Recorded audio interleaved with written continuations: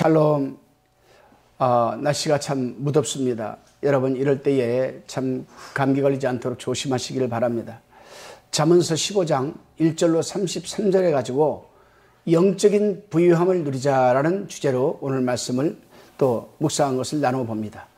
세상에는 하나님을 섬기는 그리스도인들이 참으로 많습니다.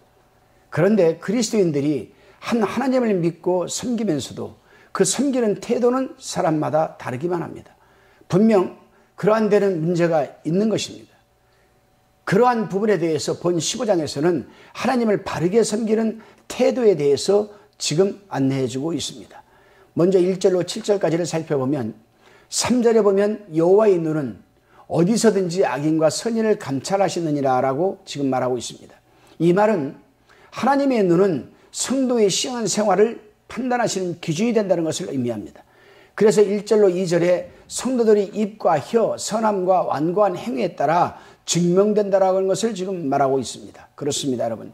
세상 사람들과 하나님의 사람들과의 차이는 바로 입과 혀에서 나타나며 유순함과 완고함으로 나타나는 것입니다.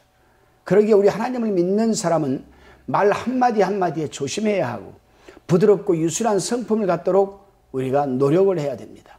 다시금 8절로 15절까지를 살펴봅니다. 우리 3절에서 여호와의 눈을 어디서든지 악인과 선인을 감찰하시나라고 하였고 그 기준을 입과 혀에서 찾으며 선함과 완고함의 기준을 둔다라고 말씀을 드렸습니다. 그래서 본제 8절에서는 가르치기를 악인의 제사는 여호와께서 미워하셔도 정직한 자의 기도는 그가 기뻐하시느니라 라고 말하고 있습니다. 우리는 정직한 기도를 하여야만 합니다. 남이 들을까봐 가식적인 기도를 해서는 안 되고 형식적이고 습관적이고 상투적인 기도를 해서는 안 됩니다. 왜냐하면 가식적인 상투적인 습관적인 기도는 자기 자신뿐 아니라 하나님까지 속이는 기도가 되기 때문입니다. 그렇습니다, 여러분. 정직한 자는 기도하기 전에 먼저 그의 생활이 정직해야 합니다. 또 강직해야 됩니다. 진실되어야 합니다. 하나님께서는 정직한 자의 행위를 기뻐하시고 정직한 자를 사랑하시기 때문입니다. 그래서 시편 15편 1절로 2절에 보게 되면 여호와여 주의 장막에 유할 자가 누구오며 주의 성산에 거할 자 누구오니까 정직하게 행하며 공의를 일삼으며 그 마음에 진실을 말하며 라고 말하는 것 아니겠습니까? 평소에 진실된 말을 하는 자라야 하나님께 기도할 때에도 진실한 기도를 드릴 수가 있다는 겁니다. 반면에 악인의 제사는 하나님께서 미워하신다고 합니다. 왜냐하면 악인의 기도나 죄물은 진실이 없고 정직하지 못하고 외식하는 마음과 행동으로 하기 때문입니다. 그 대표적인 것이 바로 창세기 4장에 나오는 가인과 아벨의 제사에서 잘 나타나고 있습니다. 또 예수님께서도 마태복음 23장 23절에서 말씀하시기를 화 있을진저 외식하는 서기관들과 바리새인들이여 너희가 박하와 회양과 근처의 11조는 들이되 율법이 더 중한 바 의와 인과 신을 버렸도다. 그러나 이것도 행하고 저것도 버리지 말아야 할지니라라고 경고적인 말씀을 하셨습니다. 그렇습니다, 여러분. 11조도 중요합니다. 복의 근원이 되기 때문에 먼저 하나님의 명령이기 때문입니다. 그러나 의와 인과 신을 겸하지 않는 11조나 기타의 헌물은 아무런 의미가 없는 겁니다. 그래서 하나님께서는 종종 악인들의 제사를 거절하는 것 아니겠습니까?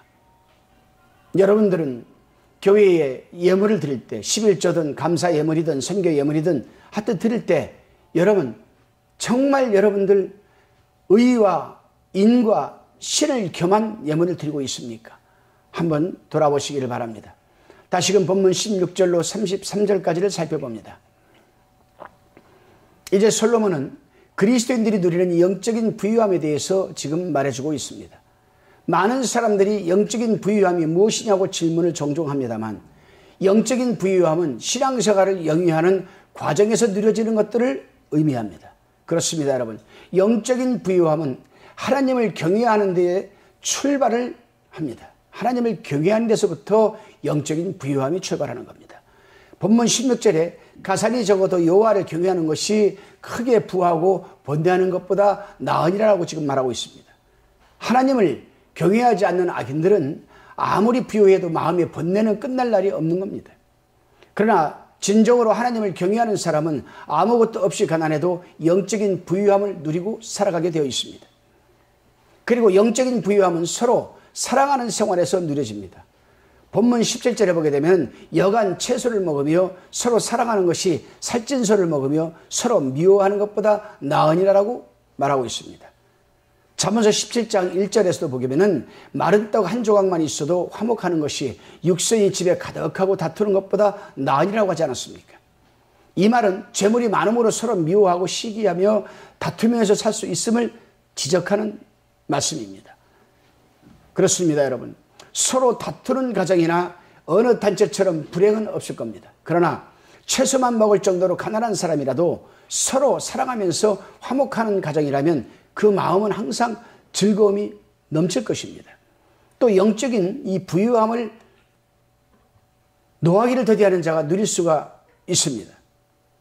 18절에 보면 분을 쉽게 내는 자는 다툼을 일으켜도 노하기를 더디하는 자는 시비를 그치게 하느니라고 했습니다. 그렇습니다. 사실 사람이 분을 내거나 노하기를 섞게 하는 자는 늘 후회하고 그 마음에 즐거움이나 기쁨이 없습니다. 그러나 부인할 때에 그 분을 억누르고 조금만 참고 나면 그 마음에 평안이 오고 즐거움을 누릴 수가 있는데 그것이 바로 영적인 부유함을 누린 것 아니겠습니까? 또 신앙적인 눈이 열리게 될 때에 영적인 부유함을 누리게 됩니다. 본문 30절에 보게 되면 눈이 밝은 것은 마음을 기쁘게 하고 좋은 기별은 뼈를 윤택하게 하느니라고 했습니다.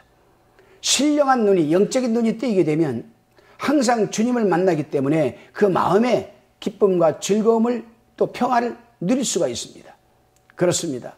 시편 19편 8절을 보게 되면 여호와의 교훈은 정직하여 마음을 기쁘게 하고 여호와의 계명은 순결하여 눈을 밝게 하도다라고 하였습니다.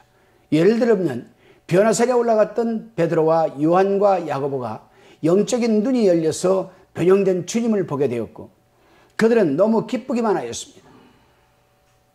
이 시간 우리 성경 강의 큐티를 나누는 여러분 모두가 영적인 눈이 열리시기를 주님의 이름으로 축원드립니다.